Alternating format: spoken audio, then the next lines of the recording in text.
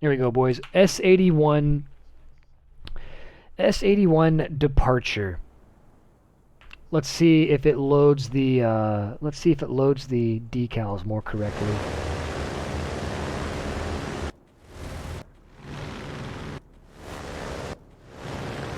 Still seeing a ton of decals missing.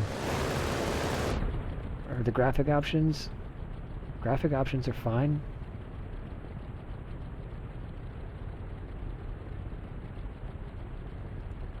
Options, customization of vehicles.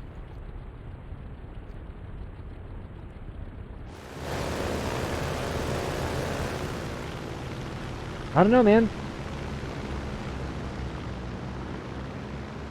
And it's loading the same ones too. Like here's the '07. Oh, but he didn't have a decal on his wing last time, but he does now. Maybe it's loading them slowly. I don't know. This is the first time the decals have ever given us so much trouble.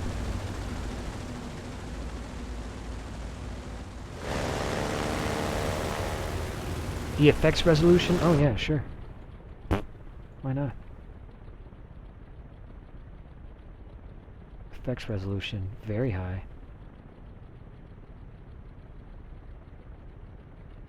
Yeah.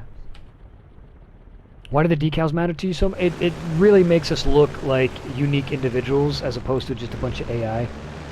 If it's all a bunch of the exact same looking aircraft, anybody can go into CDK and put a bunch of the same aircraft in formation. Nothing special about that. What's special about what we do is the fact that everybody is independently controlling their aircraft in simulation mode. And by having decals, it makes it extremely apparent. It's overtly apparent that everybody is an individual. So if you see a screenshot of a bunch of bombers in formation, like, okay, nobody gives a shit because, yeah, I can go put 30 B-17s in formation too and take screenshots of that.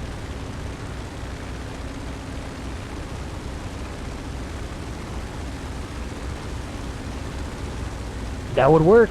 Biggest failure. If you want to put a big dick on the side of your plane, fucking go for it, man. Whatever makes you happy, you know what I mean? If big dicks on your plane make you happy, then you dick it up, dude. Or dick it down, maybe. I don't know. However you dick. That's your business. I don't really care what you do with your dick, you know what I mean? Since we watched all this before, let's go ahead and just fast forward it. I do like... I like big dicks, and I cannot lie. Okay. Alright, we're at the halfway point of the vote here for Sweden. B3C is winning.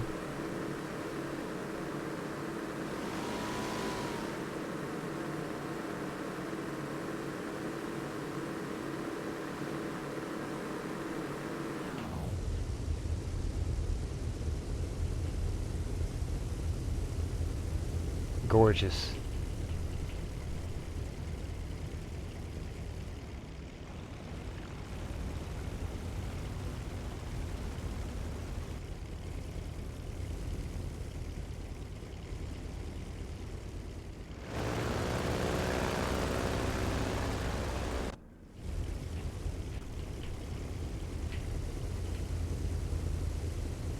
This is about the time where I start my engines.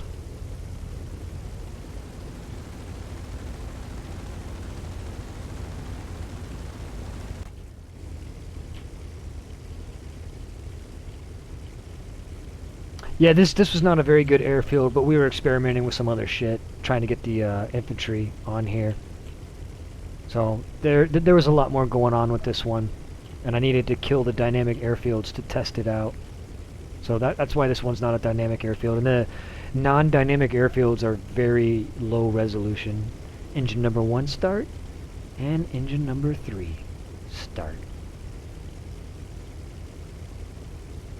Which means we're about to get going.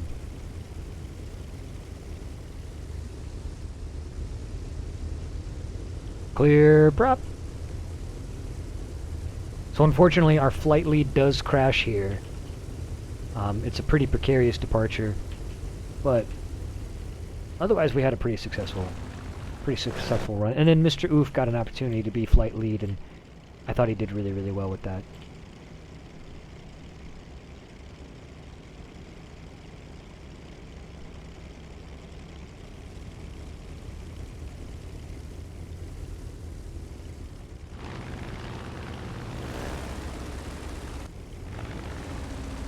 Here he goes.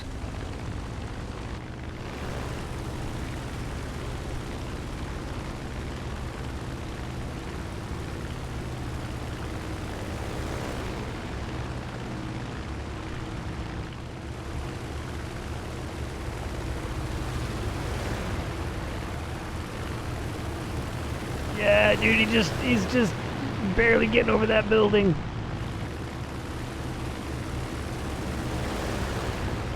Then he falls down in the trees. Yep. See ya.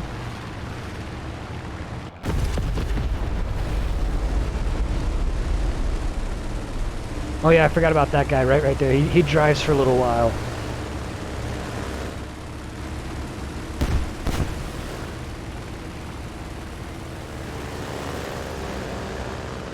Still, it was like a 95% survival rate. It's pretty freaking good, considering how big of a scale the departure was.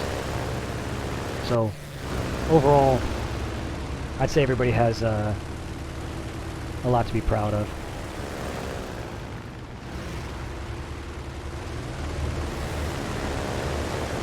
Not an easy plane to fly. Yep, we only did one takeoff.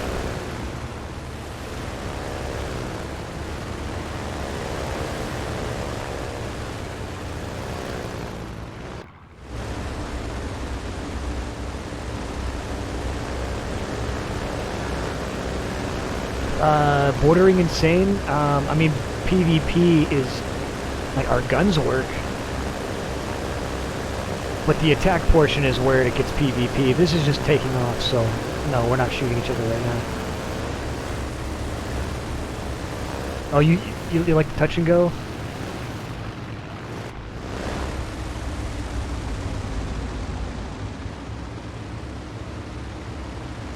Bordering insane. On the next, on the attack portion, there's enemy fighters. But right now we're in Sicily. We're on the way to the target. The enemy fighters don't appear until we get to the target.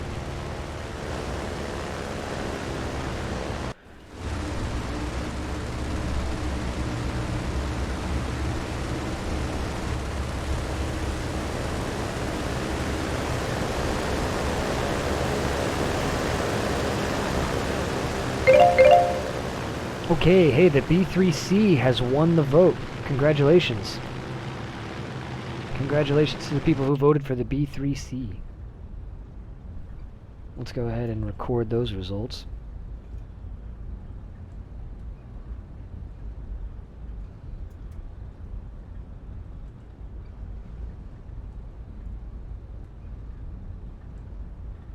Okay, the three options have been chosen. Nicely done. That was easy. Oh, there was a lot of touching in this one. There was a lot of touching on this one.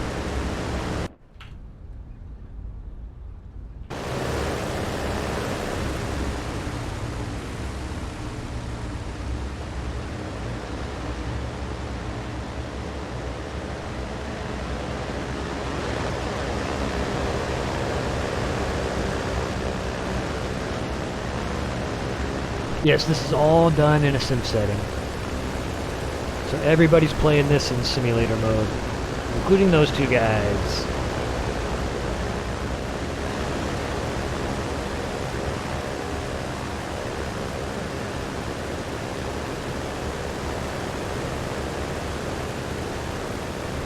Oh, I got a shitload of tutorials on sim flying, yeah. You just gotta check the YouTube channel, there's a whole playlist of tutorials. And then I got a Discord for you that is full of a bunch of extremely helpful pilots on Discord that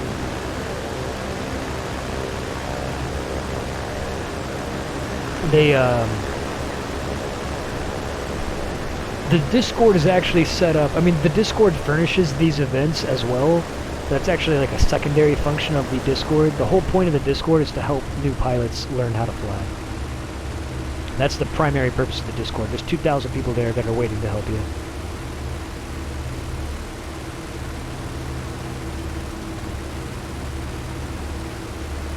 You do not need track IR for sim flight, no. It's awesome, but it's not. The main upgrade that did a massive plus to my flight is track IR, for sure. If you held a gun to my head and said I had to get rid of all of my sim gear and I could only keep one thing, I would keep the track IR. I would get rid of my joystick, I would get rid of my throttle, I'd get rid of my rudder pedals, I'd get rid of my multiple monitors, I'd get rid of everything, and I would keep only track IR. Track IR is the single most useful piece of sim kit. But you can absolutely fly sim with just mouse and keyboard, and that's it. I do it all the time.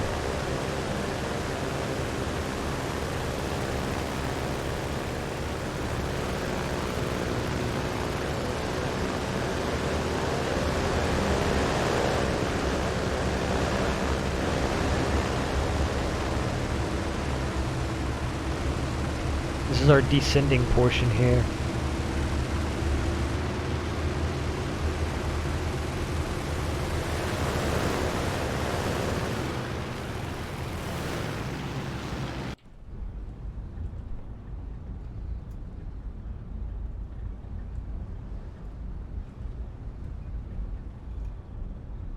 And then the left turn harch. Mr. Oop did such a good job staying steady. You guys see how rock steady this guy is? So much easier to follow when the flight lead. I would completely disagree. I mean, it gets really subjective at that point, but Harris says, I'd say the one thing that makes the biggest difference for controlling the plane, but head tracking makes the biggest difference for overall due to improved situational awareness. Okay, I see what you mean.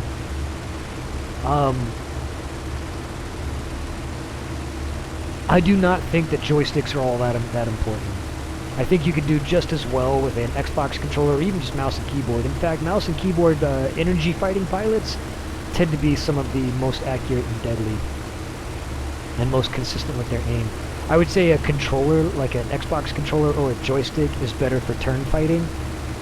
But in either case, no matter what kind of controller you use, having some kind of head tracking to be able to like keep a view on the battle is really, really good for your situational awareness. Oh yeah, head tracking, Silex. You're missing head tracking, dude.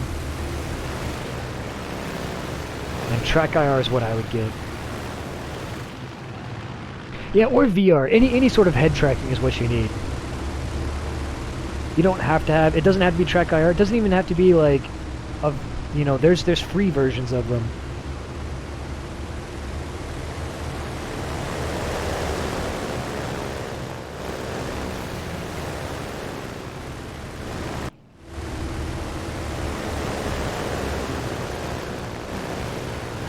Oh, this is where we start going down to treetop levels, I think.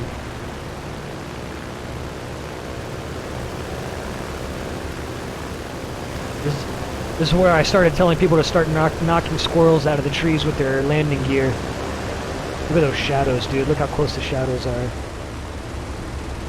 Gorgeous, man.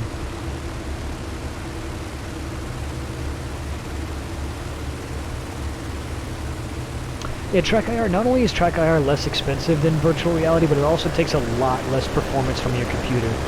So if you have a supercomputer that can already run VR without a problem, then you're fine. Like, the cost of VR and the performance of it is probably not a big issue.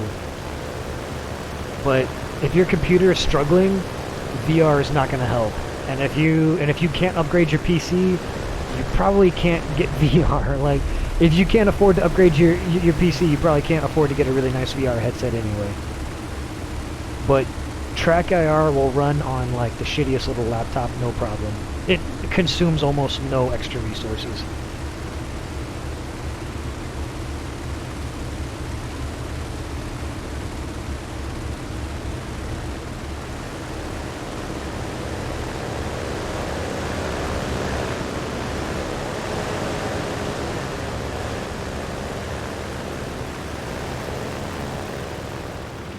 You have trouble with the software, Hera? I like the software. I think the software is pretty nice. Yes, this is the touch and go portion now. Everybody's about to go do a touch and go on the runway.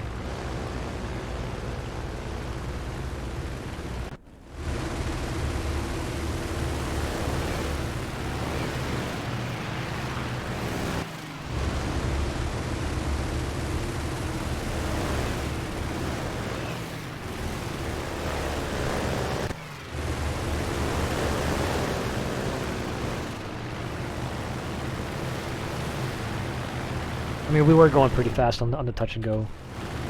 Truth be told.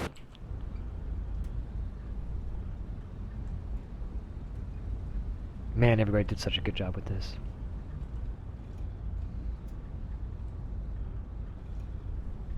My line ran over 4 of those little hangers. Nice.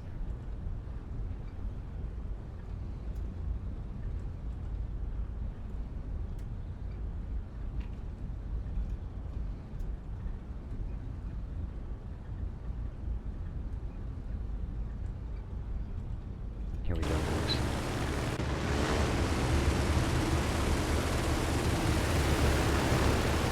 Look how close everybody is to all these houses and shit.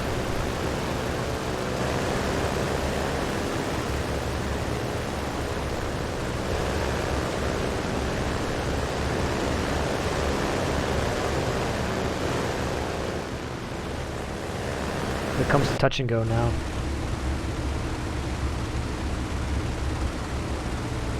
Everybody chirp your tires.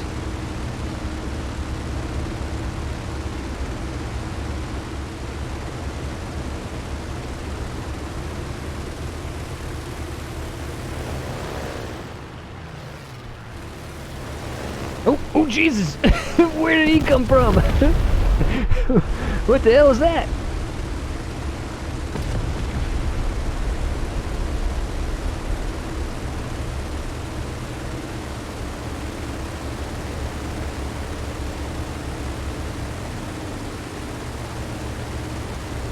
Heratori, it sounds like you need to disable the Z-axis.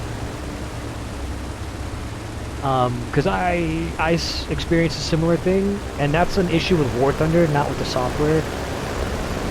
Like, War Thunder is just really weird about its, about, like, the way that it's axis. It's not, like, a true representation of it. Like, it's hard to describe, but, like, when you turn around, right doesn't stay on your right side from your perspective and shit.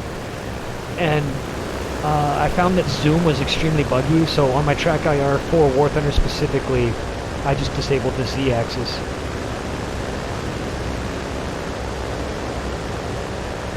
And it works a lot better. This is our hard turns here.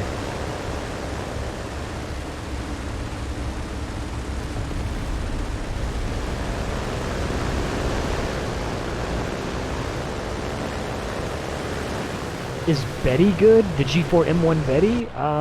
No. No, it's not. But I guess it depends on how you're measuring it.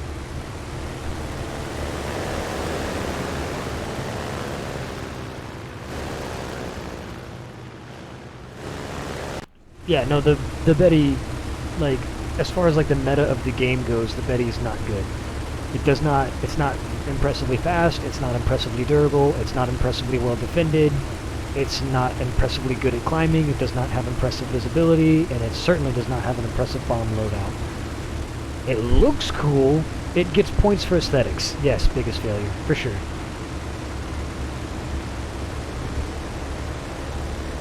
But it does seem to be at a pretty appropriate BR.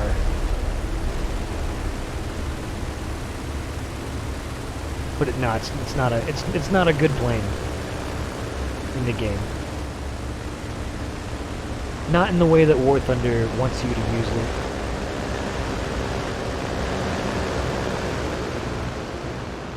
Sexiness is half the scoring. Well, fair enough.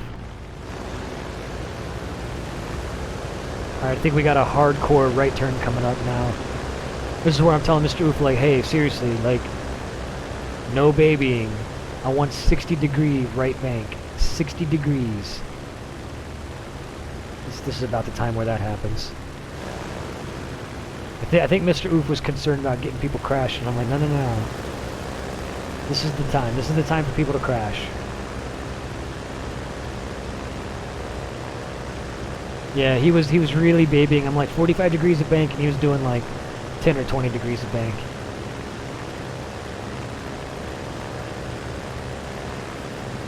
See, and this is where he started turning. I'm like, that's only like 30 degrees. Like, turn more, more, more. And he's like, oh, really?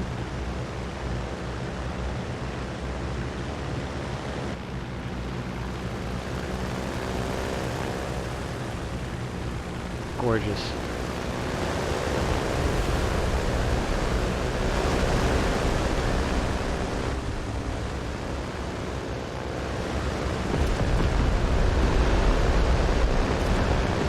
These look like fireworks.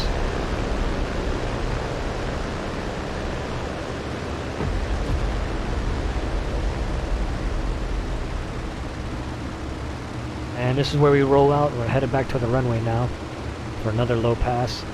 And when all those people that just died are now sitting on the runway. Just a casual explosion. No bigs. Yeah, those little sparks were interesting, weren't they? I think Mr. Oof just did a good job, like, reacting to all my, like, last-second instructions. I'm like, make a right turn. Overfly the runway. But you guys gotta understand, like, I'm just making this shit up as I go along.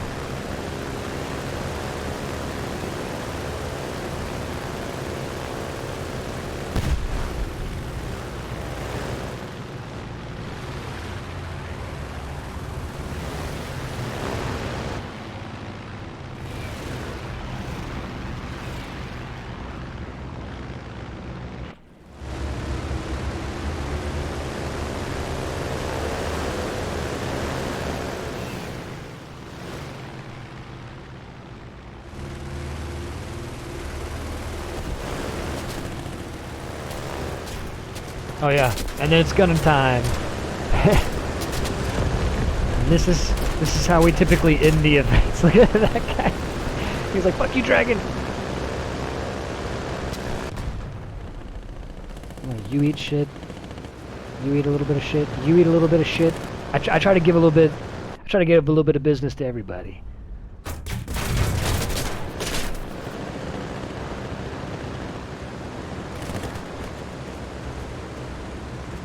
The plane just driving around the houses, right? This is the end of the departure phase. Oh shit, my engine's fucked up. Oh shit, that's right, I almost got bombed right there. I forgot about that. I was like, who the hell was that? You almost bombed me. And then I was gonna go try to bomb this guy, but I ran out of time. I don't know who that is, but you almost got bombed. Conti. Yo, what's go? Yo, oh my G, it's Hulk. What's up, dude? Good to see you, brother. All right, guys, that was the departure phase. Let's see. Let's go see what's going on with one of